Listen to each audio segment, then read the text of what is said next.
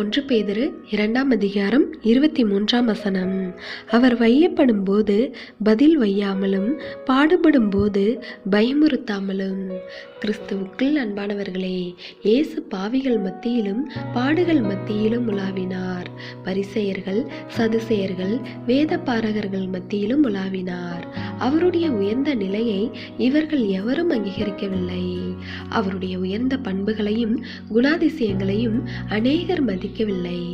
அதற்காக ஆண்டவராகிய இயேசு கிறிஸ்து தன்னுடைய நிலையை, பண்புகளை மாற்றிக்கொள்ளவில்லை. தாம் எப்படி இருக்க வேண்டுமோ இறுதி வரை அப்படியே இருந்தார். மற்றவர்கள் தன்னுடைய நல்ல பண்புகளை அங்கீகரிக்கவில்லை என்றோ, தன்னை ஏற்றுக்கொள்ளவில்லை என்றோ அவர் தன்னை மாற்றிக்கொள்ளவில்லை. தன்னிடத்தில் இருந்து தேவ நாம மகிமைப்படும்படியான குணாதிசயங்களை மாத்திரமே வெளிப்படுத்தினார்.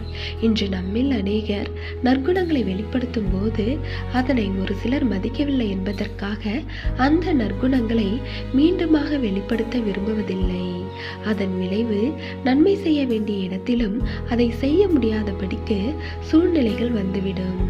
அதாவது மற்றவர்களுடைய மனநிலையை பார்த்து நம்முடைய நல்ல மனநிலையை மாற்றிக்கொள்வோமானால் பின்னர் நாமே விரும்பினாலும் நமக்கு நல்ல மனநிலை வராது. எனவே தேவ பிள்ளைகளே, நம்முடைய நற்பண்புகளுக்கு மற்றவர்கள் மதிப்பு தராமல் போகலாம். அதற்காக நம்முடைய தரத்தை நாமவே குறைத்து கொள்ளக்கூடாது என்பதில் கவனமாய் இருக்க வேண்டும்.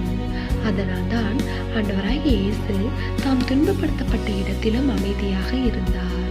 அவர் எந்த இடத்திலும் தன்னுடைய தரத்தில் இருந்து கீழிறங்காமல் நமக்கு முன்மாதிரியாக வாழ்ந்து காட்டினார். இன்று அவருடைய பிள்ளையாக இருக்கின்ற நாம் அவருடைய அடிச்சுவடை பின்பற்றி வாழ தேவனிடத்தில் ஜெபிப்போம். தேவனுடைய கிருபையும் இரக்கமும் உங்கள் அனைவரோடும் இருப்பதாக